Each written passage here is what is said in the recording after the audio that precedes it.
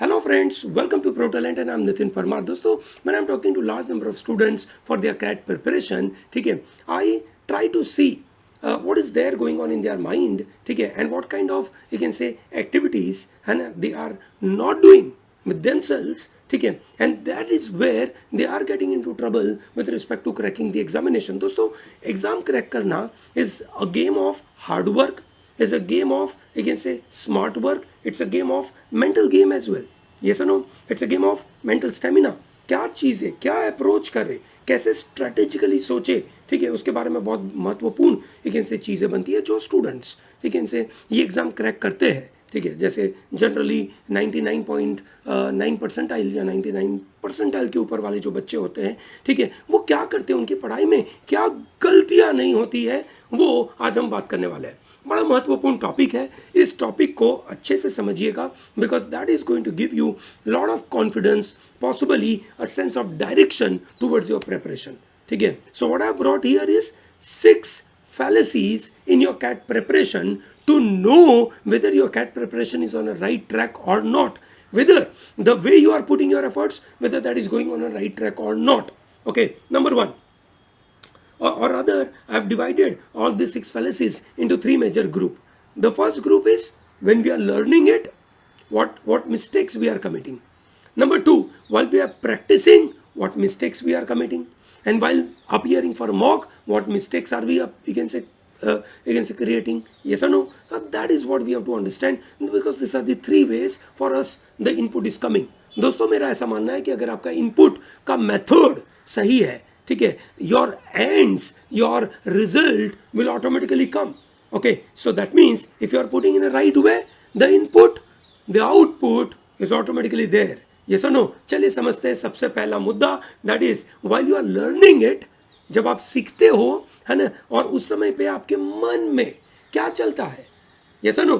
अगर आप सही तरीके से उसको पढ़ोगे, समझोगे तो काम होगा. बहुत बेसिक चीज मैं आपके सामने पहला मुद्दा बताने वाला हूं, that is when you are attending a lecture, whether you are watching a video or you are attending in the class, ठीक है. Problem is some of you or many of you are not taking notes, and if you are taking notes in some random notebook. कहीं पीछे लिख दिया है, घर जाके आपने उसको रेफर ही नहीं किया, है ना. दोस्तों, ये समझिए कि when you are learning it, ठीक है, with someone, ठीक है, वो बंदा अपना ब्रेन लगा के आपको बता रहा है, आप उसको नोट कर रहे हैं. दैट मीन्स आपने उसको अपने ब्रेन में कैसे एसिमुलेट किया और उसको आप लिख रहे हो. ठीक है, now that thought process is not going to come back, you are not going to remember it. ठीक है, and therefore if you have taken note and then you review it, ठीक है, second time, it is going to give you lot of benefit. I know many of my student, ठीक है, when they are studying with me, ठीक है, they are committing such kind of mistakes.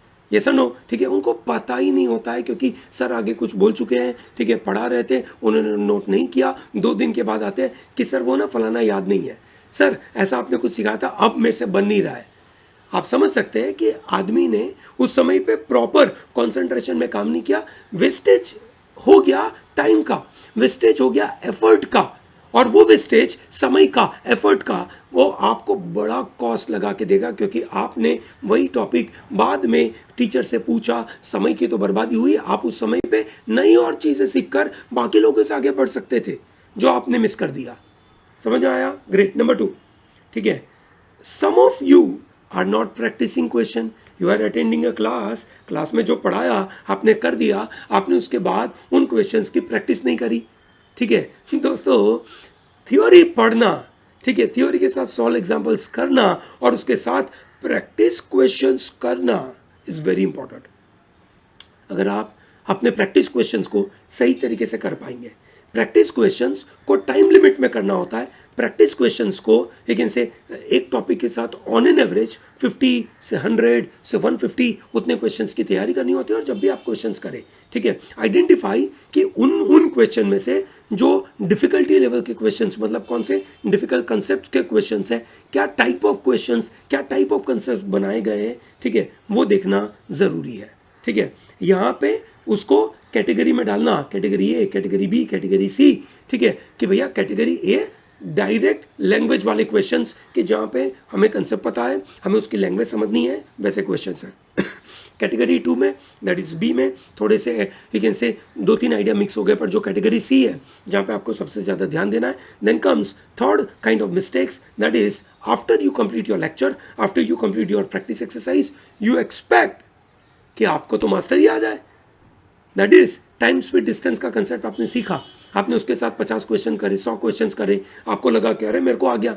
ऐसा थोड़ी होता है. इट टेक्स टाइम, है ना. It takes it's reasonable time, है ना. ये याद रखिएगा दोस्तों. आपको कोई भी ऐसे डिफिकल्ट टॉपिक को करने के लिए it takes on an average you can say रफली you can say a month और 2 to digest that concept in a big way. So don't expect too early when you are studying something. okay, आपने function सीखा, आपने log सीखा, आप week थे उस area में, आप कॉमर्स के स्टूडेंट थे, आप वीक थे उसमें, आप बहुत अच्छे से फंक्शन नहीं कर पाए, so definitely there is a problem. Yes or no? Great. ठीक है, आप तुरंत थोड़ी कर पाओगे. सो ये आपको लर्निंग के दौरान यहाँ पे पेशेंस रखना है, समय लगेगा, लंबे समय तक स्पेंड करिए उस पर्टिकुलर टॉपिक के ऊपर. Then when you are practising, many of us are you can say really comfortable in doing quant only. Okay, why? Because we know that when I'm doing quant, उसका syllabus मैं पूरा कर पाऊंगा और मुझे अच्छा लगेगा. When you are doing only quant, ठीक है, it is not going to give you IIM का call. IIM you can say is going to give you call when you are getting certain score in all 3 area. You think that I am good at particular other area and you are not practicing on it. It is not a good idea. You have to practice everything every day. Okay, so if you are practicing, you have to practice English, LRDI and math, and equally.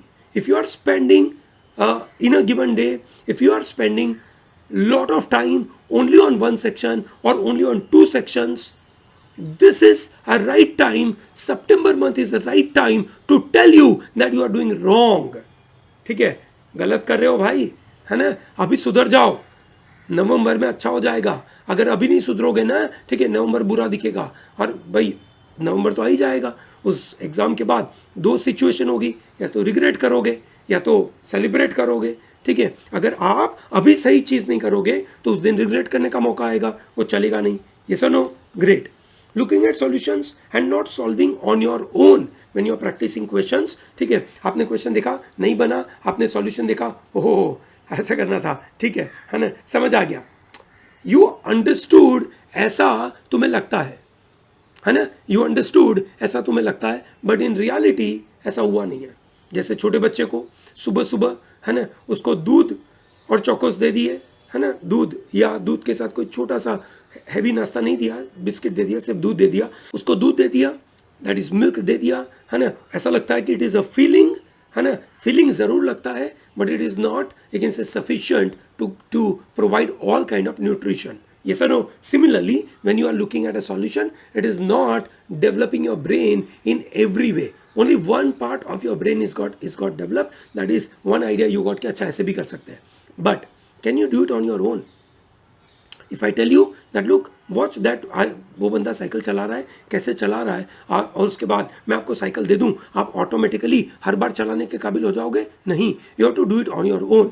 So that is where the big point is. अगर आप पीछे देख रहे हो solution and then you are not solving on your own in your own hand, bad thing which is not acceptable. ठीक है, not acceptable. सुधर जाओ. ठीक है, अभी सुधरोगे तो दुनिया बराबर है, अभी नहीं सुधरोगे तो कब सुधरेंगे भाई. ठीक है, and while taking mocks we are not reviewing the mock in an highly effective way. हम हर एक क्वेश्चन को सॉल्व कर देते हैं. When you are solving every question, that's one way, that's a good way, that's one of the very important step. But then can you identify what are your weak areas? और weak area क्या है? क्या आपका calculation में problem है? क्या आपको language समझने में प्रॉब्लम है? क्या आपको एप्लीकेशन देने में प्रॉब्लम है? क्या आपको वी कैन से कंसेप्ट ही नहीं पता है? किस चीज़ का प्रॉब्लम है? ठीक है, आइडेंटिफाई करिए, और उस आइडेंटिफिकेशन करने के बाद, है ना, उसके वीक एरिया आइडेंटिफाई करके, है ना दोस्तों, वीक एरिया हम सब लोग आइडेंटिफाई करते हैं, पर वीक एरिया के लिए समय नहीं देते हैं. We are not devoting time for our weak area. Not acceptable, not acceptable. Give some around 20% of your time of every day to improve on your weak area. Very important, है ना. Every day you have to spend that much time. So you have to be strategic thinker. That's why you are going to become MBA. Yes or no? So if you are not able to apply that strategy here, how will you become a good MBA here? Is that very clear to everyone? समझ आ रहा है सबको? Very good. So these are the 6 fallacies in your CAT preparation. Use it nicely. Identify कि आपके साथ ये गलतियां होती है. अगर हो रही है कमेंट बॉक्स में लिखिए, है ना दोस्तों. accepting that I'm committing mistake is a very important point. Yes or no? This is my mistake, this is my fallacy, I want to improve on it, and that's what I'm committing it. ठीक है, write it in the comment box and then you can say improve on it. I hope it is very clear to you. Great. ठीक है दोस्तों, अगर आपको इस तरीके के कोई टॉपिक के ऊपर हमारी तरफ से वीडियो चाहिए कमेंट बॉक्स में बताइए. I will be more than happy to prepare that video for you. Okay, thank you and all the best.